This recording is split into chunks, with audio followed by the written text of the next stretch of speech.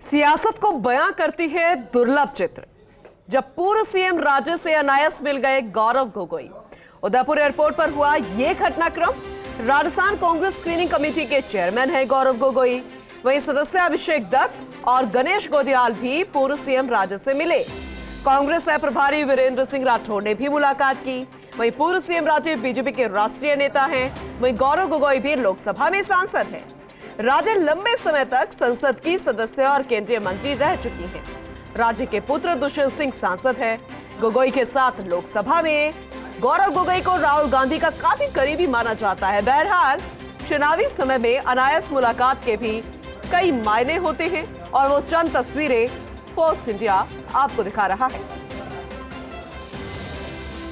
कांग्रेस प्रभारी वीरेंद्र सिंह राठौड़ ने भी मुलाकात की।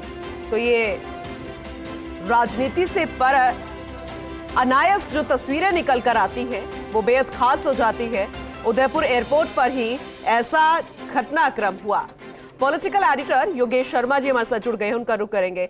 योगेश शर्मा जी, जब अनायास इस तरह से मुलाकात होती है तो काफी सुखद तस्वीरें निकल कर आती है और फोर्स इंडिया के दर्शकों को हम वही सुखद तस्वीरें दिखा रहे हैं। लेकिन एक चंद लाइनें का जिक्र हम कर रहे थे, उसमें आखिरी लाइन ये थी कि जब अनायास मुलाकात होती है, चाहे राजनीति से परे हो, तो उसके भी अपने आप कई मायने होते हैं। उसी पर ही आपसे चर्चा चाहेंगे।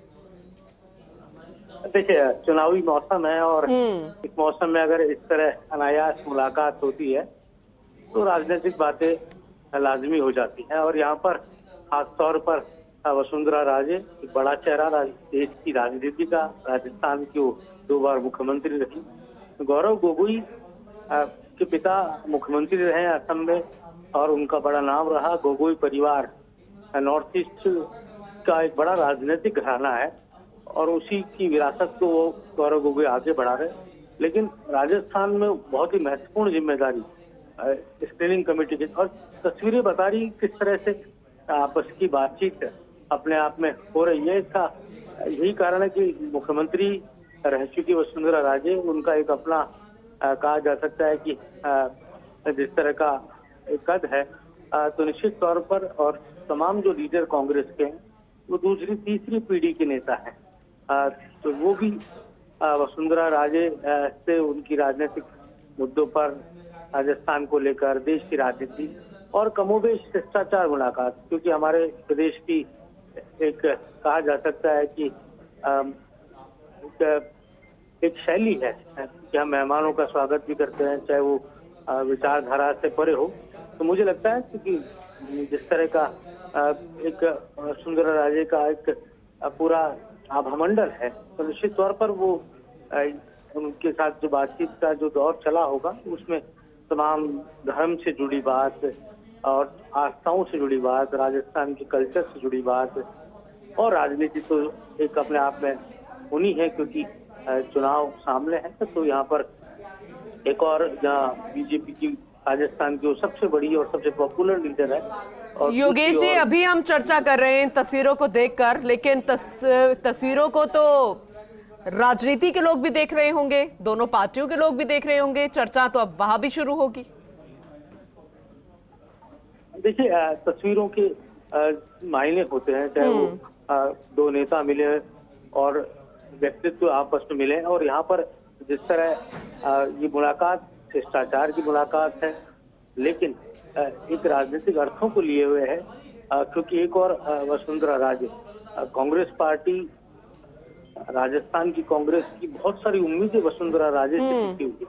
कांग्रेस को ऐसा लगता है कि अगर वसुंधरा राजे को आगे नहीं किया बीजेपी ने तो उनको चुनावी लाभ प्राप्त हो जाएगा। ये कांग्रेस के थिंक टैंक सोचते हैं। दूसरी ओर भारतीय जनता पार्टी के अंदर 2 तरह के एक गैप्स पैदा हुए हैं। एक और जो कोर संगठन के नेता हैं जो नहीं चाहते कि वसुंधरा राजे लीड करे भारतीय जनता पार्टी का बड़ा फेस बनकर, और ऐसा हुआ भी है कि लगातार हमने पिछले चुनाव देखे जब मुख्यमंत्री के बतौर फेस के तौर पर वसुंधरा राजे की लीडरशिप में चुनाव हुए। और पिछले 30 सालों का हमने जो देखा, आफ्टर भैरव सिंह शेखावत, भारतीय जनता पार्टी का फेस राजस्थान में वसुंधरा राजे रही। पहली परिवर्तन यात्रा, स्वराज गौरव यात्रा, स्वराज संकल्प यात्रा, ये तमाम 3 बड़ी यात्राएं वसुंधरा राजे के नेतृत्व में राजस्थान में निकली। इतना ही नहीं, वसुंधरा राजे ही जी। वो पहली मुख्यमंत्री थी जो राजस्थान में पूर्ण बहुमत की सरकार बीजेपी की लाने में कामयाब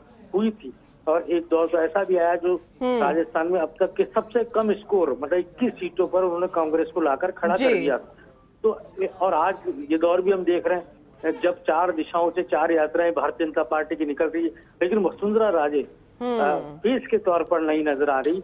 मतलब जिस फेस को लेकर उनके कार्यकर्ताओं के बीच में कौतूहल था कि हमारी नेता अब फिर से बीजेपी का चुनावी चेहरा होंगे, लेकिन अभी तक राजस्थान की बीजेपी और देश की बीजेपी ने वसुंधरा राजे को उस तरह के फेस के तौर पर आगे लाने को लेकर शायद लगता है कि बहुत सीरियस या गंभीरता नहीं दिखाई जो दिखाई जानी चाहिए थी या हो सकता था। ठीक है योगेश जी, अब ये देखना होगा कि किस तरह के रिएक्शंस अब दोनों पार्टियों की तरफ से निकल कर आएंगे। बहुत शुक्रिया विस्तार से जानकारी देने के लिए।